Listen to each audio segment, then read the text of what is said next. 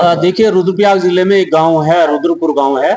वो केदारनाथ तीर्थ पुरोहितों का गांव है और भकुंड केदारनाथ के भकुंड भैरव के पुजारी हैं। उस गांव की विशेष परिस्थिति है।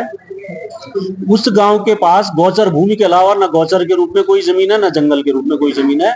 उस गौचर की भूमि को सरकारी अधिकारियों ने षड्यंत्र करके और फर्जीवाड़ा करके पिटकुल नामक सरकारी एक कंपनी को दे दिया है और लगभग 10 में वन भूमि हस्तांतरण हो गया है और 13 में इन्होंने लीज करी है, जो सुप्रीम कोर्ट के छत्तीसगढ़ सरकार बनाम पाकुर जागरण समिति निर्णय के विरोध में है।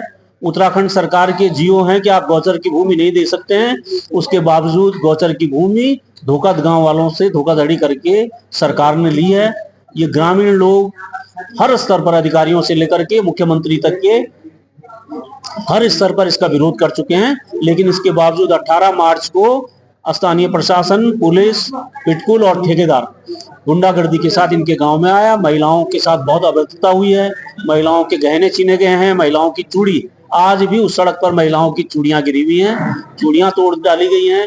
ऐसी अभद्रता आज तक के पहाड़ के इतिहास में कभी नहीं हुआ है। तो ये लोगों ने हम तय किया है, रुद्रपुर गांव के लोगों ने और हम स्थानीय प्रतिनिधियों ने तय किया है कि हम अपनी जान दे देंगे लेकिन अपनी गौचर की भूमि नहीं देंगे। देखिए, मैंने पहले भी कहा है कि मामला कोर्ट के विचाराधीन है। तो जब कोर्ट का डिसीजन उसमें आएगा उसके बाद हम आगे उस पर चर्चा कर पाएंगे। क्योंकि मैं भी गांव वालों के जो जहां पर वो निर्माण होना है, मैं भी वहां गई थी। गांव वालों से मेरी भी बात हुई और मैंने उनसे भी वहां भी यही कहा कि जब कोर्ट के विचाराधीन मामला है तो कोर्ट के डिसीजन होने तक वहां पर कोई काम नहीं होगा। और जब कोर्ट का डिसीजन आएगा तो उसके बाद ही आगे की कार्रवाई होगी। वहाँ के लोग उन्होंने कहा कि माननीय मुख्यमंत्री जी से भेंट वार्ता करनी है। तो निश्चित तौर पर मैंने प्रधान जी और कुछ लोग, हमारी बहनें यहाँ आई थी। माननीय मुख्यमंत्री जी उनको मिले और उनसे बातचीत हुई, सौहार्दपूर्ण बातचीत हुई। उन्होंने अपने संबंधित अधिकारियों को कहा कि इस पर वार्ता करके मुझे इसके बारे में रिपोर्ट देना। तो निश्चित तौर पर अभी उसमें वार्ता चल रही होगी उनके जो विभागीय अधिकारी हैं।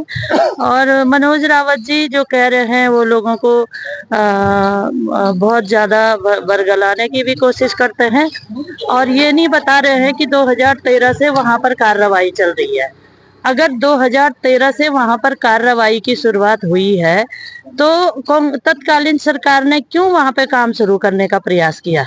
जब वो गौचर की भूमि थी तो वहां पर क्यों मीटिंगें करनी शुरू करी उन्होंने, उनकी सरकार ने? तो इसका जवाब भी मनोज रावत जी को देना चाहिए आरोप लगाने से पहले।